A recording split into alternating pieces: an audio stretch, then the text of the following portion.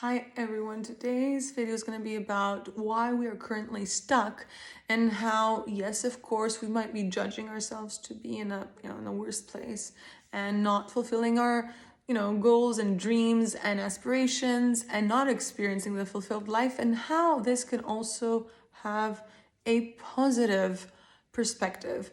And so today's video is going to be dedicated to how being stuck is also a growth process, is also good for us, is also helping us, is also something that is preparing us, I should say, for what it is we really want, even if we're not currently there right here, right now, right? We're not there yet.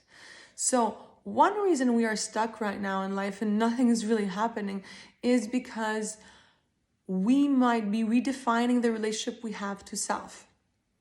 So, if we look back in our life, maybe the relationships we had, the jobs we were working at, and everything we were, experiencing in life was not really aligned with who we really are. And so, to have relationships with others when we ourselves do not know what a loving, deep, meaningful relationship really is, makes us kind of feel lonely, even if we are amongst others, right? So if we're wanting something a lot more real and profound and authentic, maybe this is a good opportunity to look at if this is what we're doing while we're stuck and, while nothing's happening. Maybe we're actually investing in our own self-growth and self-love and self-acceptance. So being stuck gives us an opportunity to really discover who we are and become that, relationship we're looking for, that significant other we're wanting to find, that business partner, the friend, the mother, the father, you know what I mean? So redefining and actually creating that loving relationship with self is the most important thing that we have the room to give, generously give ourselves while we're being stuck. And maybe this is why we're being stuck, right? We're stuck in the moment or for a while or a long time. Another reason could be that we are wanting to discover what it is we really want.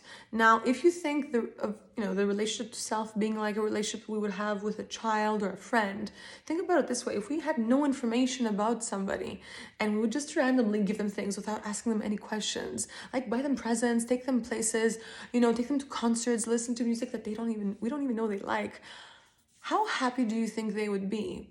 Probably they would be very miserable. I mean, they would definitely know that we're trying, but at the end of the day, they would feel that they do not exist for us, that they are insignificant because we don't take time to ask them questions, understand them. And if we have not developed this relationship with ourselves, then chances are we are not really fulfilling our needs and wants. Yes, we may be healthy, alive, and, living life, but I'm talking about the more profound relationship to self, right? And so being stuck may be an opportunity to figure out what it is we really want, because, we take it for granted that we should know. And what I say about my friends and family most of the time is that I don't know who they are, and I'm curious to get to know them, right? I don't know who I am, because if I take it for granted that I do, then how curious will I be to ask any questions for that matter, right? I think having the expectation of knowing people is something that we should know people in ourselves, is something that is a bit unfair, to say the least, because if we start off relationships like this and continue to have relationships on the basis that we know them, we're not that open to getting to know them. And that is a disservice both to ourselves and others. And so the same thing goes for the relationship with self. It's a very good opportunity to actually not know what we want.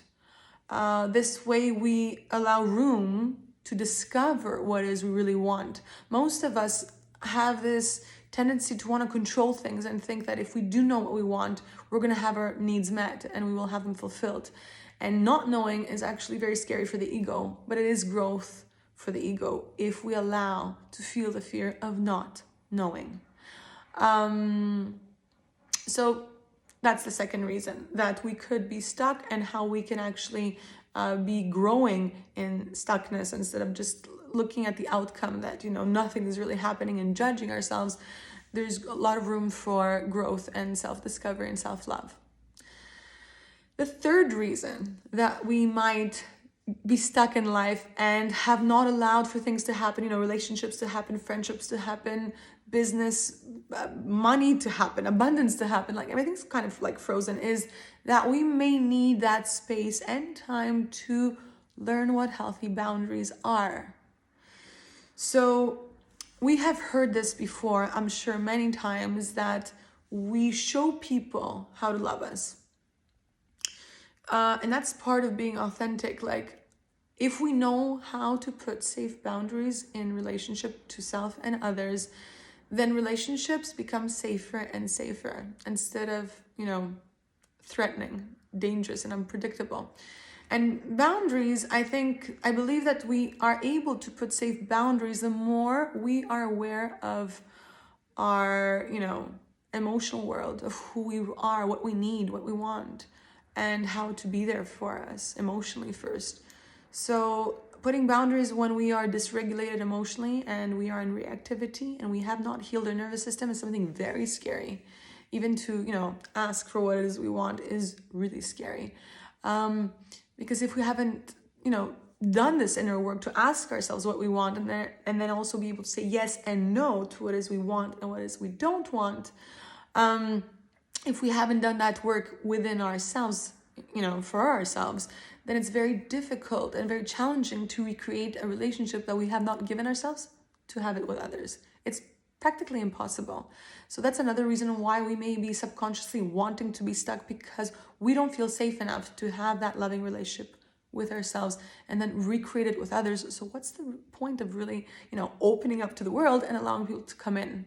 We put up walls, defense mechanisms, and we push everybody out, and we experience life as being stuck because there is an opportunity for us to slow things down, have ample space for ourselves, and discover our inner world and create that relationship. Like it's a relationship template that we are looking to recreate with others. But we first need to have a point of reference, and that point of reference can only be with self. With others as well, but mostly with ourselves, right? In order to recognize it with others. Or else, even if we, had a safe relationship with somebody and we didn't know how to have it for ourselves, we do not know how to recreate this. So that's another reason why we may be presently stuck. What else can be another reason why it's also good? It gives us that space. And in wanting to understand who we are and how to become the relationship we're looking for in friendship, in love, in business, it's also important to see for our mission, right? If we're presently stuck, in abundance or business-wise, maybe what is really happening is that we haven't found what it is we really want to do yet. So many times I see people that, could find a job here and there and just do things, or could work for others.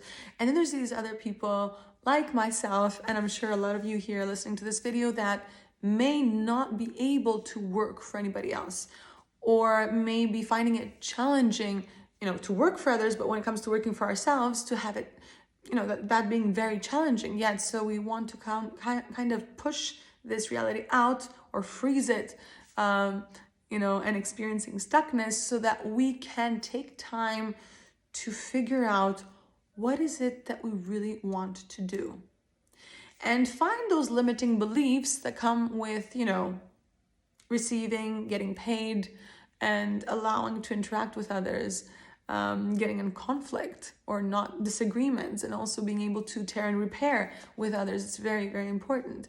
Of course, we cannot practice everything that we are recreating with ourselves alone without having other people to mirror back our, limiting beliefs, to mirror back how we are, our shadow self, our triggers, our wounds.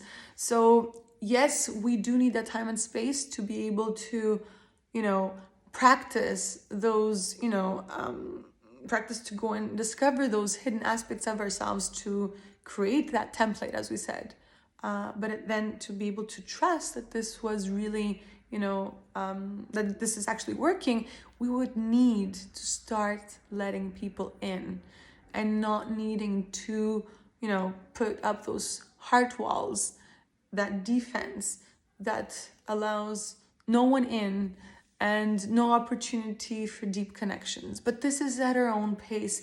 It's really important to respect the time when we are stuck with a lot of compassion and empathy, because we need to understand that when we look at ourselves as a child, if we would look at a child not wanting anyone, not trusting anyone, it's clear that this child really feels, hurt, afraid, terrified maybe. And the only thing that would make this child open up would be love, support, empathy, tenderness, and sweetness. And unfortunately, we are not programmed by default to have this for ourselves or for one another. Unfortunately, our default is whenever we are experiencing a negative emotion or thought or feeling, to be in reactivity, to actually, hurt ourselves and others and go and, trigger each other's wounds and recreate more of that drama and trauma. So just to, close the video for today, I would love to remind you just this. If you are feeling presently stuck, and it could be years, it could be months, it could be weeks, I don't know. No matter the time that has gone by, this is your journey. And I'm not saying this so you can get stuck there forever. I'm just saying this because I know that once we get into that, inner critic and listening to what that inner critic is trying to say, that, if we do not, pressure ourselves to do things, if we don't push ourselves and we don't, hustle and struggle and try hard, that comes from trauma, but anyway, if we don't do it that way, we will be stuck here forever. It's probably what your inner judge or critic has been saying, and it's kind of like a very abusive, very threatening kind of energy. But that's only coming from fear. It's because our inner judge, our inner critic is really wanting to protect us from more hurt. But this is actually counterproductive. So what we would want to do, so we can slowly melt those heart walls, would be to try to find this inner critic when he or she shows up, and go and want to give that part of ourselves more compassion, more love, more empathy. Instead of fighting it and suppressing it and ignoring it and resisting it, wanting it to show up, speak up, but then also allowing that space to create integration by allowing it to feel what's happening in our body in that moment. That's it for today. I hope that this video has been valuable to you. If you have any suggestions or questions that you would need insight in, or you would want to give me some feedback on these videos, I would love to know more. Please don't hesitate to reach out and find me on social media. That's it. Until next time. Bye now.